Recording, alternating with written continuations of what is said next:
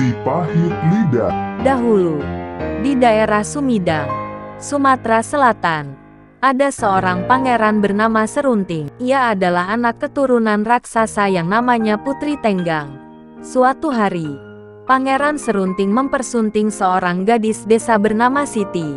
Setelah menikah, ia mengajak istrinya untuk tinggal di istana. Namun, Siti bingung. Di satu sisi, ia tidak ingin berpisah dengan adik laki-lakinya yang bernama Arya Tebing.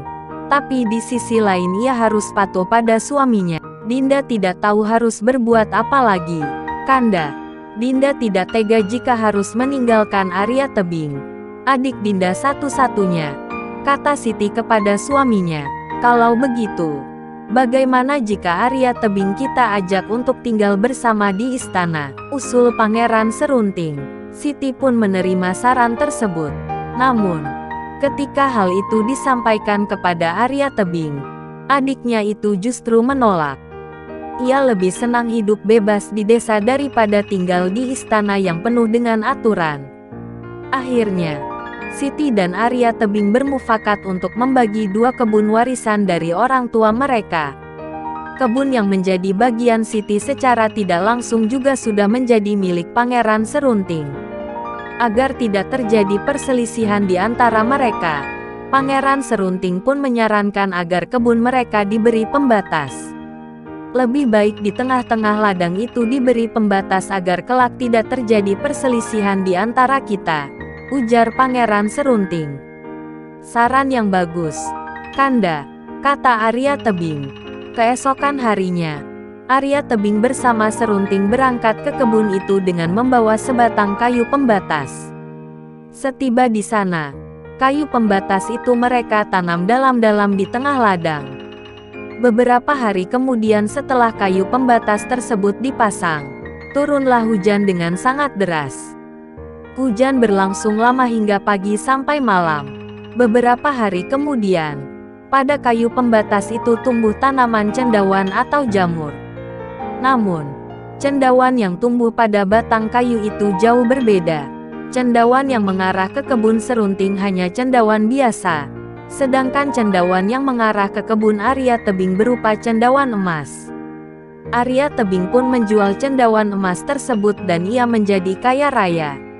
Rupanya, Serunting iri hati melihat nasib baik dialami oleh adik iparnya itu. Suatu hari, Serunting mendatangi Arya Tebing yang sedang memetik jamur emas di ladangnya. Ia sudah tidak kuat menahan perasaan iri yang menyelimuti hatinya. Hai Arya Tebing, ternyata selama ini kamu mencurangiku. Kenapa batang pohon pembatas ini kamu ubah posisinya? Apa maksud Kakanda? Kamu sengaja mengubah posisi batang pohon ini, sehingga jamur emas yang harusnya tumbuh ke arah kebunku, malah tumbuh ke arah kebunmu. Itu tidak benar Kakanda. Aku tidak pernah melakukannya. Untuk apa aku mengubah posisi batang pohon yang besar ini? Lagi pula, kalau Kakanda menginginkan jamur emas ini, aku bisa memberikannya untuk Kakanda. Semua emas ini seharusnya jadi milikku. Engkau tidak berhak atas emas itu. Jika kamu tidak mau memberikan semua emas itu kepadaku, maka ayo kita berkelahi. Yang menang berhak memiliki semua emas itu. Arya Tebing bingung untuk menjawab tantangan itu. Ia menyadari bahwa dirinya akan mungkin mampu menghadapi kakak iparnya Sakti Mandraguna itu. Tapi, jika ia menolak tantangan itu, Pangeran Serunting pasti akan membunuhnya. Baiklah, Kanda, aku akan terima tantangan Kanda. Tapi berilah aku waktu 2 hari untuk berpikir, pinta Arya Tebing. Baik, kalau itu maumu. Jika perlu, latihlah kemampuanmu sebelum waktu itu tiba, seru Pangeran Serunting dengan nada melecehkan. Sejak itu, Arya Tebing sulit memejamkan matanya. Ia bingung mencari cara agar bisa mengalahkan Pangeran Serunting. Sehari sebelum pertarungan itu dimulai, ia akhirnya menemukan jalan keluarnya. Aha, aku tahu cara sekarang, gumam Arya Tebing. Kak Siti pasti tahu kelemahan Pangeran Serunting.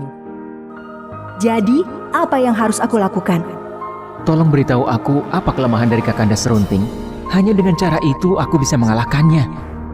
Maafkan aku Arya Tebing, tapi aku tidak bisa mengkhianati suamiku. Kalau aku sampai kalah, Kakanda Serunting pasti akan membunuhku. Tapi kalau aku bisa mengalahkan Kakanda Serunting, aku berjanji, aku tidak akan membunuhnya. Baiklah, karena engkau sudah berjanji tidak membunuhnya, maka aku akan memberitahukannya. Kelemahan Kakanda Serunting terletak pada rumput ilalang yang selalu bergoyang meskipun tidak tertiup angin. Jika kamu menombak rumput ilalang tersebut, maka kekuatannya akan hilang. Pada hari yang telah ditentukan, Pangeran Serunting dan Arya Tebing pergi ke sebuah padang ilalang. Setiba di sana, pertarungan pun dimulai. Arya Tebing memang masih kalah ilmu dibandingkan Serunting. Arya Tebing terdesak mendapatkan serangan bertubi-tubi dari Serunting. Tapi Arya Tebing tidak khawatir. Dia sudah mengetahui kelemahan dari Serunting. Ketika sudah sangat terdesak, Arya Tebing segera melompat dan menombak rumput ilalang di dekatnya. Seketika, tubuh Serunting jatuh ke tanah dan kesakitan. Hei Arya Tebing, bagaimana kamu bisa mengetahui kelemahanku? Arya Tebing hanya diam saja sambil menyaksikan Serunting menggelepar kesakitan. Aku tahu, pasti kakakmu yang memberitahu. Sekarang pergilah Kakanda Serunting. Aku sudah berjanji tidak akan membunuh Kakanda. Merasa dikhianati oleh istrinya, Pangeran Serunting pergi meninggalkan kampung halamannya menuju ke Gunung Siguntang untuk bertapa. Setiba di sana, tiba-tiba ia mendengar suara gaib dari Sang Hyang Mahameru. Hai anak muda, maukah kamu mendapatkan kesaktian para dewa? Siapakah engkau? Aku Sang Hyang Mahameru. Kesaktian seperti apa yang hendak engkau berikan Sang Hyang Mahameru? Kamu harus bertapa di bawah rumpun bambu itu sampai seluruh daun bambu tersebut menutupi tubuhmu. Apakah kamu sanggup? Baik Sang Hyang Mahameru, aku sanggup melakukannya. Tanpa berpikir panjang, Pangeran Serunting segera menyanggupi persyaratan itu. Setelah itu, ia langsung memulai tapanya dengan penuh konsentrasi. Segala bentuk kehidupan dunia telah lenyap dalam pikiran dan ingatannya. Rasa lapar dan dahaga pun tidak dirasakannya lagi. Semakin lama ia semakin larut dalam tapanya sehingga tak terasa sudah 2 tahun ia bertapa. Saat itu pula, seluruh tubuhnya telah tertutupi daun-daun bambu yang telah berguguran. Sesuai dengan janjinya, Sang Hyang Mahameru kembali mendatangi Pangeran Serunting. Wahai Serunting, masa bertapamu sudah cukup. Sekarang bangunlah. Kamu ternyata mampu menjalani masa bertapa yang berat ini. Karena itu, sudah sepantasnya kamu mendapatkan kesaktian para dewa.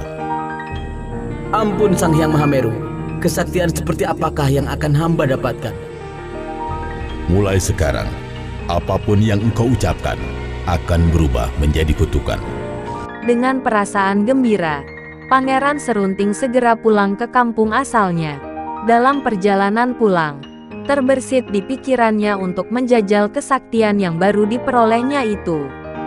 Saat menjumpai persawahan seketika itu juga menguji kesaktiannya pada padi di sawah. Ia berkata, "Jadilah emas." Seketika itu pula padi tersebut langsung berubah menjadi emas.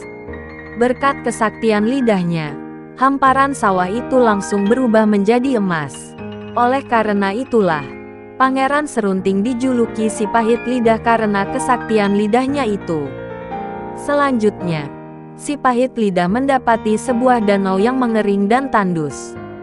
Ia kemudian mengubah danau yang kering itu menjadi mengalir air. Ketika tiba di suatu desa, si pahit lidah memenuhi keinginan sepasang suami istri yang sudah tua untuk memiliki anak. Dengan kesaktian lidahnya, ia mengubah sehelai rambut milik si nenek menjadi seorang bayi laki-laki. Begitulah seterusnya. Di sisa perjalanannya menuju Sumidang, si pahit lidah terus belajar berbuat baik kepada sesama makhluk hidup. Setiba di kampung halamannya, rasa dendamnya kepada Arya Tebing pun hilang sudah seiring dengan perbuatan baiknya di sepanjang perjalanan. Ia pun meminta maaf kepada adik iparnya itu, juga kepada istri tercintanya. Sumber http://ceritarakyatnusantara.com. Untuk terus mendukung channel saya, jangan lupa like, komen, share, dan subscribe.